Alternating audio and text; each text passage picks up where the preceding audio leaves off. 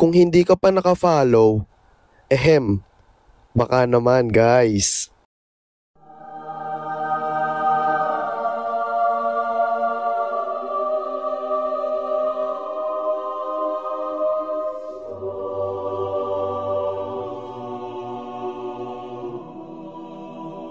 Hello vlog! Welcome to my guys. For today's video, samahan nyo ako dahil magte-train tour tayo ngayon.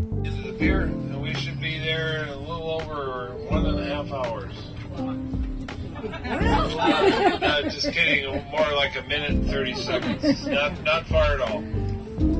For those of you that don't yet know why we were shuttling, last August we had a rather large rock slide, which we'll all be able to see on the right. It goes all Nakarating na nga agad tayo ng port guys, 1 hour and 30 minutes. Hindi, joke lang. 1 minute and 30 seconds yung biyahe papunta dito sa port na to guys. Tignan nyo, sobrang ganda, port pa lang. Panalo na. For today's video nga pala guys, train tour nga pala ang gagawin natin. At ayan, pasakay na tayo ng train.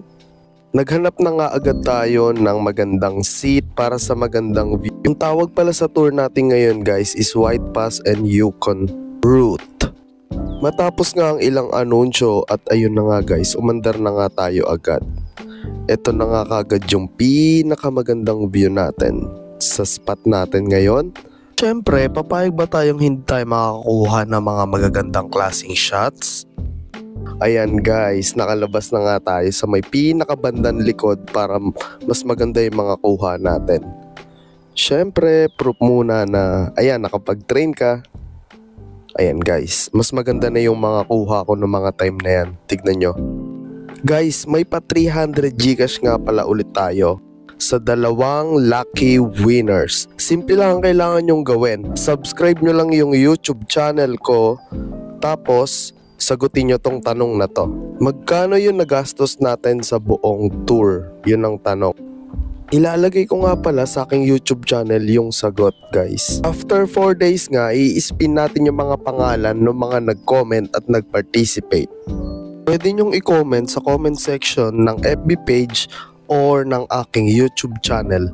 Guys, mabalik nga tayo sa ating kwento. Sobrang sulit nga ng tour na to kasi sobrang ganda ng nature. Sobrang ganda ng mga bundok na may mga yelo. Nakakawala nga ng pagod yung gantong klaseng view guys. Tignan nyo naman, nature tripping. Sobrang saya.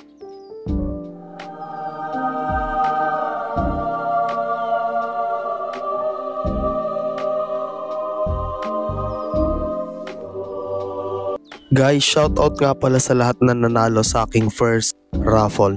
Ang una si Mela Alki, sunod si Aina Villanueva, April May Sumalinog at si Alexis Merano. Congratulations! Shoutout din pala sa ating dalawang lucky sharer, JV Guevara and Jing Ballesteros. Salamat sa lahat na nanonood. Hanggang sa muli, paalam!